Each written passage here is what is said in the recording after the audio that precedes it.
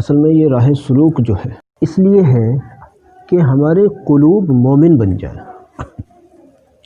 راہ سلوک اس لیے ہے کہ ہمارے دلوں کے اندر اللہ تعالیٰ کی محبت آ جائے۔ راہ سلوک اس لیے ہے کہ ہم اللہ تعالیٰ کے عارف بندے بن جائیں، یعنی اللہ تعالیٰ کی معرفت ہمیں مل جائے۔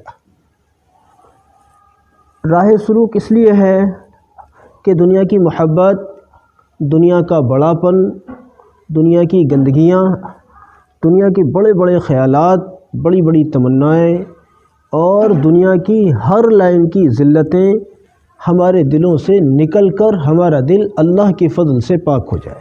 یاد رکھیے، جب تک دلوں سے برائیاں نہیں نکلیں گی، جب تک دلوں کے اندر اچھائیاں داخل نہیں ہوتی، اگر ہم یہ چاہتے ہیں کہ ہمارا دل عارف بن جائے، ہمارا دل اللہ کی طرف متوجہ ہو جائے، ہمارا دل اللہ پر آمادہ ہو جائے، تو پھر پہلے اس بات کی ضرورت ہے کہ ہمارا دل گندگیوں سے پاک ہو جائے۔ اب ہم یہ بھی چاہتے ہیں کہ ہمارے دلوں میں اللہ کی محبت آ جائے، اور ہم یہ بھی چاہتے ہیں کہ دنیا کی بڑی بڑی تمنائیں ہمارے دلوں سے نکلے بھی نہ۔ ایسا کیسے ہو سکتا ہے؟ ایسا کیسے ہو سکتا ہے؟ اگر ہم اللہ کی محبت کو اپنے دلوں میں بسانا چاہتے ہیں تو پہلے دلوں سے دنیا کے بڑے پن کو نکالنا ہوگا کہ دنیا بڑی نہیں ہے، دنیا محبت کے لائق نہیں ہے۔ دیکھو، بہت سارے ایسے لوگوں کو آپ نے دیکھا ہوگا کہ وہ لوگوں سے تعلق رکھتے ہیں، اٹھنا بیٹھنا رکھتے ہیں، لوگوں کے ساتھ اچھے سلوک کرتے ہیں، بھلائیاں کرتے ہیں، اور جب کوئی وقت آتا ہے ان کے اپنے اوپر برائی کا، مصیبت کا، پریشانی کا، اب وہ یہ دیکھتے ہیں کہ وہ لوگ جو میرے پاس آ کر بیٹھا کرتے تھے، کھانا کھاتے تھے، میری بات سنتے تھے، میری بات کو اہمیت دیتے تھے، جن کی وجہ سے میں دنیا کو بہت اچھی چیز سمجھتا تھا، اب ان کی حقیقت کا تو مجھے آج پتہ چلا کہ اب جب میرے اوپر کوئی پریشانی کا وقت آیا ہے تو اب میرے قریب کو کوئی بھی نہیں آتا۔ بس سمجھ لیجئے یہی ہے حقیقت دنیا کی، یہی ہے حقیقت دنیا کی۔ اس گندی دنیا کے پیچھے ہم بھاگ رہے ہیں اور کہہ رہے ہیں کہ دنیا مجھے مل جائے۔ میں بہت غور کرتا ہوں اس بات کو کہ اگر ہماری جیب میں بہت سارے پیسے آ جائیں اور جیب پیسوں سے بالکل فل ہو جائے، اور ہمارے بینک بیلنس کے اندر بھی بہت ساری رقمیں جمع ہو جائیں،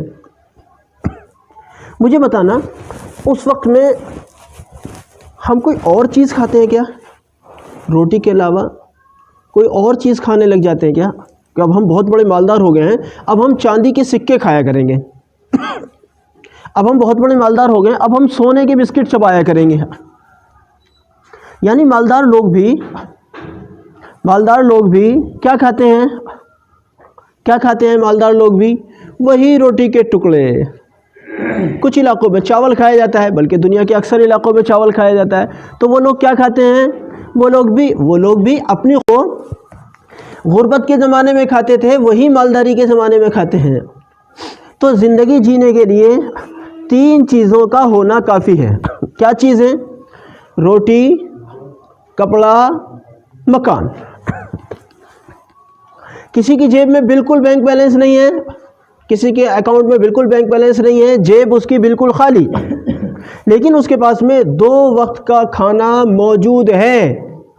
یہ سمجھتا ہے کہ میں غریب ہوں، جبکہ سچ بات یہ ہے کہ یہ غریب کیسے ہو سکتا ہے جبکہ اس کے پاس اللہ کا دیا ہوا رزق موجود ہے۔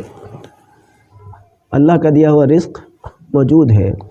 جب اس دنیا کے اندر مالدار بھی وہی چیزیں کھاتے ہیں اور غریب بھی وہی چیزیں کھاتے ہیں، تو پھر آخر کیوں دنیا کی طمع کہ اور دنیا آ جائے، اور دنیا آ جائے، حرام بھی آ جائے، حلال بھی آ جائے، پھر کیوں دنیا کی طمع ہمیں پریشان کیے ہوئے ہیں؟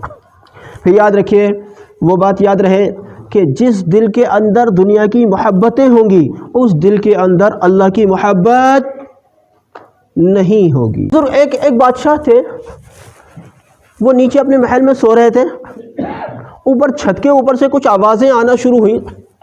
انہوں نے اپنے نمائندوں کو، اپنے سپاہیوں کو بھیجا، بھئی کیسی آوازیں، ذرا دیکھو جا کر چھت پہ دیکھو ذرا جا کر، کیا ہے، کیا کہے کی آوازیں آ رہی ہیں، ہمیں سونے نہیں دے رہی ہیں، ہمارے آرام میں مخل ہو رہی ہیں یہ آوازیں۔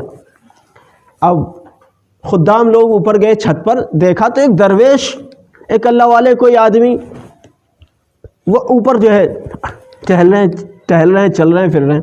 انہیں پکڑ کر نیچے لایا گیا کہ حضور یہ شخص تھا جو پریشان کر رہا تھا، کہ بھئی تم اوپر چھت پہ کیا کر رہے تھے؟ کہنے لگے میں اپنا اونٹ تلاش رہا تھا۔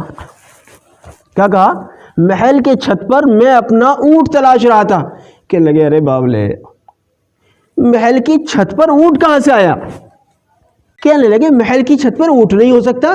کہہ رہے محل کی چھت پر اونٹ بھلا کیسے ہو سکتا ہے؟ کہ جب محل کی چھت پر اونٹ نہیں ہو سکتا تو محل کے اندر اللہ کیسے ہو سکتا ہے؟ جب محل کی چھت پر اونٹ نہیں ہو سکتا تو محل کے اندر اللہ کیسے مل سکتا ہے تجھے؟ وہ بادشاہ سمجھ گیا ہو یہ تو کوئی درویش اللہ والی ہستی ہے، یہ تو مجھے نصیحت کرنے کے لیے آیا ہے۔ پھر وہ اللہ کا بندہ اپنی بادشاہت کو لات مار کے اور وہ اللہ کی راہ میں نکل گیا، اللہ کی راہ میں نکل گیا۔ اور اللہ کی راہ میں نکلنے کے بعد یہ ہوا کہ ایک دن کچھ عرصے کے بعد وہ ایک دریا کے کنارے بیٹھے ہوئے تھے۔ اب ان کے جو سپاہ سالاران اور ان کے جو خدام حضرات جو بھی ان کے نمائندگان تھے، ان کے سرکاری دور کے لوگ، وہ لوگ آئے، انہوں نے دیکھا حضور کیسا آپ کا لباس ہوا کرتا تھا اور آج کیا پہن رکھا ہے آپ نے، بالکل فقیروں جیسا لباس، اور حضرت نہ آپ کے پاس کوئی سیکورٹی گارڈ، نہ یہ نہ وہ، اور آپ فقیر بن کر یہاں بیٹھے۔ کہنے لگے حضور آج بھی آپ کا تخت آپ کا انتظار کرتا ہے، آپ تشریف لے چلیں، آج بھی آپ کی بادشاہت آپ کے انتظار میں ہے، آپ تشریف لے چلیں۔ بادشاہ سلامت نے کہا کہ اس وقت میں بادشاہ تھا؟ کہ ہاں جی اس وقت آپ بادشاہ تھے۔ کہ نہیں میں بادشاہ آج ہوں۔ کہ جی کیسے؟ کہ میری بادشاہت دیکھنا چاہتے ہو؟ ہاں جی بالکل دکھائیے۔ اب وہ ایک سوئی ان کے پاس ہوا کرتی تھی جس سے وہ اپنے پھٹے پرانوں کو سی لیا کرتے تھے۔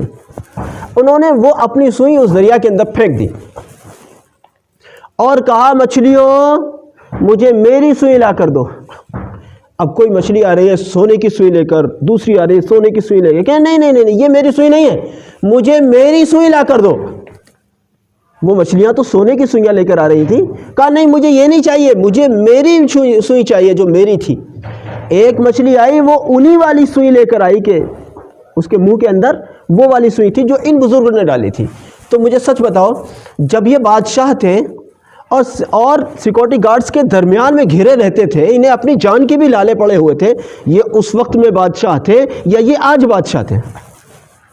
ظاہر بات ہے کہ یہ آج بادشاہ تھے۔ تو وہ والی بادشاہت اچھی یا یہ والی بادشاہت؟ اس کا مطلب ہرگز بھی یہ نہیں ہے کہ آپ سارے مال کو بالکل ایک طرف کر کے اور بالکل فقیر بن جاؤ۔ میرا مقصد یہ نہیں ہے۔ میرا مقصد یہ ہے کہ دنیا کی بڑائی کو، دنیا کی محبت کو، دنیا کی خواہشوں کو اپنے دلوں سے نکالو اگر اللہ کی محبت چاہتے ہو۔ بات سمجھ میں آئی؟ اگر ہم یہ چاہتے ہیں کہ اللہ کی محبت میرے دل میں بس جائے تو پہلے دنیا کی محبت کو دلوں سے نکالو۔ ہم یہ چاہتے ہیں اللہ کا خوف میرے اندر آ جائے تو دنیا کے خوف کو اپنے اندر سے نکالو۔